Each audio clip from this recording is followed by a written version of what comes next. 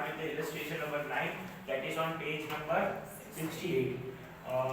So we are going to start with that sum. The following information is acquired by the Raj Limited and the Kapoor Limited as on 31st August 2018. They are specified as the information. From that information we are going to solve the sum. They are specified as the credit sales of Raj Limited and the Kapoor Limited, the 400% of the cash sales. જે overall amount specify કરી છે કે 400% of શું છે cache cell specify કર્યું છે. તો credit cells કેટલું કીધું 10,24,000 બરાબર. તો સપોઝ આને 100% પર આપણે કેશ સેલ્સ ની વેલ્યુ ફાઇન્ડ આઉટ કરીએ કે હવે અહીંયા આપણે this is what 400 equals to 10,24,000 આપે ના. તો ઓવરઓલ 100% ની વેલ્યુ ફાઇન્ડ આઉટ કરો તો કેટલી થશે? તો એ આપણે ઓવરઓલ વેલ્યુ મળી શકે છે. તો જે પણ આન્સર આવશે પ્લસ એડ કરશું તો ટોટલ સેલ્સ મળી શકે છે. કેટલું આવે છે આન્સર? तो 2,56,000 plus 10,24,000 equals to 12,80,000 is the answer. ये આપણે શું કીધું છે ટોટલ સેલ્સ થઈ જશે. જ્યારે આપણે રિક્વાયર્ડ આવશે તો એ રીતે આપણે ફાઇન્ડ આઉટ કરી શકીએ છીએ. પછી કોસ્ટ ઓફ સેલ્સ કીધું છે in which the credit purchase is 75%. 8,96,000 નું 75% ફાઇન્ડ આઉટ કરો. 6,72,000. તો આમાં શું થઈ જશે ઓવરઓલ પરચેસ શું થઈ જશે ક્રેડિટ પરચેસ. પછી નેટ પ્રોફિટ કીધું આફ્ટર ડિડક્ટિંગ શું કીધું છે આફ્ટર 40% ટેક્સ બરાબર. After 40% tax. હવે મને અહીંયા 100% વેલ્યુ નથી બરાબર. અહીંયા 40% નું ટેક્સ ને લેસ કરી નાખું તો ઓવરઓલ મારી પાસે એટલે 60% વેલ્યુ કહેવાય. તો એવી રીતના આપણે 40% પણ ફાઇન્ડ આઉટ કરી શકશું. નેક્સ્ટ પાર્ટ ઇક્વિટી શેર દીધું છે. ઇક્વિટી શેર કેટલું દીધું છે 3 લાખ. તો ઈચ શેર આપણે જ્યારે એવું રિક્વાયર્ડ આવશે તો ઈચ શેર ની વેલ્યુ પણ મળી શકે છે કેમ કે એક શેર ની વેલ્યુ કેટલી છે સોરી ઈચ શેર ની કેટલા નંબર ઓફ શેર્સ છે એ આપણે મળી શકે છે. રિઝર્વ ફંડ એ તો હોય. પછી next is debentures. It is also the part of liability. Creditors bank holding fixed asset. આ બધું જો અહીંયા એ લોકો તમને બેલેન્સ શીટ નથી દીધી ઇન્ફોર્મેશન દીધી. આ ઇન્ફોર્મેશન માંથી આપણે જજ કરવાનું કે આ બેલેન્સ શીટ ની છે કે પ્રોફિટ એન્ડ લોસ ની છે કેવી રીતના આપણે એનું વેલ્યુ કેલ્ક્યુલેશન કરશું. Fixed asset debtors stock cash bank preliminary expenses અને બિલ્સ પેયેબલ. આ બધી ઇન્ફોર્મેશન થી તમે યુઝ ટુ છો. From the above information both companies calculate the following listed ratios and give your brief opinion on each. આપણે શું દેવાનું છે ઓપિનિયન શેર કરવાના છે. પછી અહીંયા સ્પેસિફાઈ કર્યો first GP ratio. First is what GP ratio એટલે શું ગ્રોસ પ્રોફિટ આપણે અહીંયા સ્પેસિફાઈ કર્યો છે. હા કે ના? તો આપણે કેવી રીતના ફાઇન્ડ આઉટ કરશું? કોણ કહેશો મને? શું કહેશું? તો આપણે શું મળશે કેટલો મળે કેલ્ક્યુલેટ કરી મને કહો.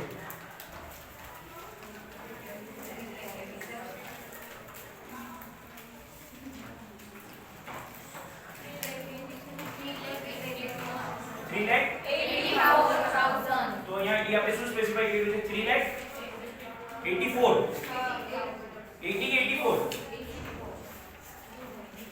આપણી પાસે ફોર્મ્યુલા શું છે ગ્રોસ પ્રોફિટ નો.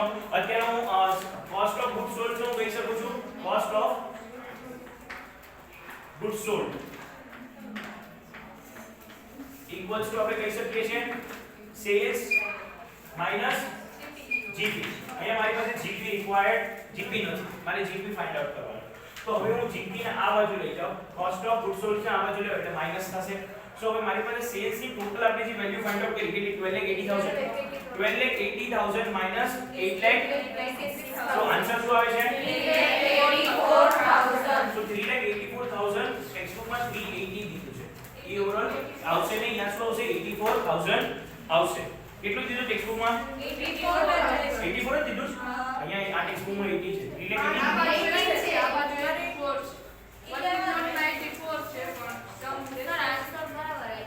બરાબર દીધો ને. તો એ પ્રિન્ટિંગ મિસ્ટેક છે. સો એ આપણે મળી શકે છે જીપી રેશિયો. સેમ વે આપણે કપૂર નું પણ ફાઇન્ડ આઉટ કરી શકીએ. યસ ઓર નો? કપૂર નું ફાઇન્ડ આઉટ થઈ ગયું. પછી હવે નેક્સ્ટ પાર્ટમાં આપણે આવી જઈએ તો શું છે નેટ પ્રોફિટ રેશિયો. તો નેટ પ્રોફિટ રેશિયો પણ આપણે મળી શકે છે.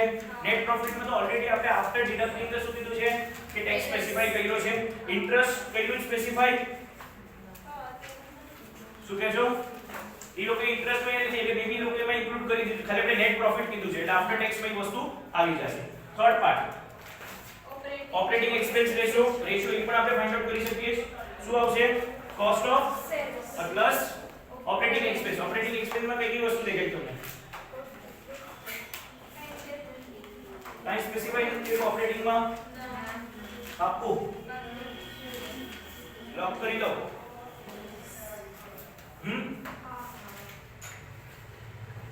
આપણે પ્રોફિટ બિફોર ટેક્સ ની વાત કરીએ છીએ તો ટેક્સેશન એમાં આપણે ઓવરઓલ લેસ કરશું પેજ નંબર 70 પર આવી જાવ from the page number 70 operating expense આપણે કહી શકીએ sales minus cost of goods sold તો ઓવરઓલ મને ખબર પડી શકે કે કેટલો મેં એક્સપેન્સ કર્યો છે અને પ્રોફિટ બિફોર ટેક્સ ની વેલ્યુ લો કે આપણે શું કીધી છે આપણે ઈ ફાઇન્ડ આઉટ જો પ્રોફિટ આફ્ટર ટેક્સ કેટલું છે 40 પ્રોફિટ બિફોર ટેક્સ કેટલું છે 128 સ્પેસિફાઈ કર્યું આ કેવી રીતના 120 લાવ્યું કોઈ મને એક્સપ્લેન કરી શકશે કેવી રીતના બોલો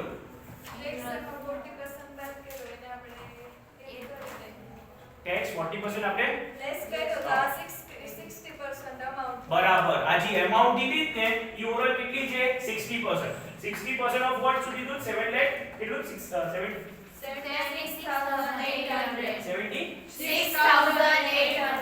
બરાબર હવે મારે ઓવરઓલ 40% આમાં શું છે ટેક્સ છે તો સપોઝ મારે 100% વેલ્યુ ફાઇન્ડ આઉટ કરવી તો કેટલી આવે 128 તો એની મને ઓવરઓલ તમે ક્રોસ મલ્ટીપ્લાય કરશો તો આવશે 1,28,000 હવે આમાંથી મારે ટેક્સ બી તમારે રિક્વાયર્ડ છે અને 76,800 માઈનસ કરું તો મને ટેક્સ પણ ખબર પડી જશે 51 સમથિંગ આવો જોઈએ કેટલો આવે છે 51,200 is the tax amount is what the tax amount એટલે જો હંમેશા ફિગર છે ને એને પ્રોપરલી એનાલિસિસ કરો કે શું કહે છે ડાયરેક્ટલી આને આપણે 100 સમજી લીધું હોત તો મારો આન્સર શું થાત રોંગ થાત તો એકોર્ડિંગ ટુ ધ ઇન્ફોર્મેશન આપનું ઓવરઓલ એનું જજમેન્ટ હોવું જોઈએ કે શું કહેવા માંગે છે આપણે સો અહીંયાથી મને ઓવરઓલ ઓપરેટિંગ એક્સપેન્સ મળી શકે છે ઓપરેટિંગ એક્સપેન્સ મળી ગયું પછી એનું પુટ ઓન કરીશ મને આન્સર મળશે વેધર ફોર કપૂર ઓર રાજ નહીં કપૂર જ હા કપૂર અને રાજ તો એ આપણે ઇન્ફોર્મેશન મળી શકે નેક્સ્ટ પાર્ટ શું કીધું છે rate on return on shareholders fund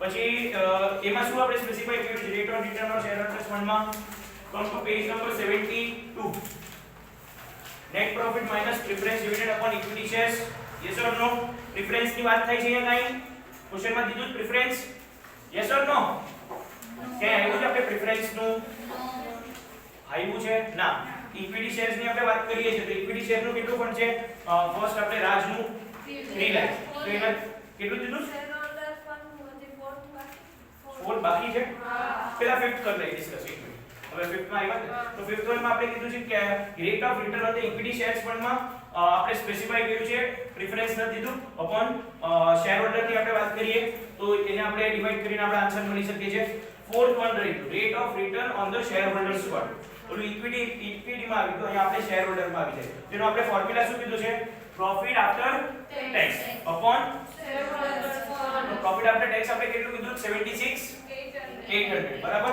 share holders નું ફંડ આવી જાવ શેર હોલ્ડર ના આપણી પાસે ઇન્ફોર્મેશન છે એમાં આવી જાવ ઇક્વિટી પ્લસ શું થશે રિઝર્વ્સ થશે પછી બીજું શું આવી શકે પ્રિલિમિનરી લેસ કરો આન્સર આવે છે શું આવે છે આન્સર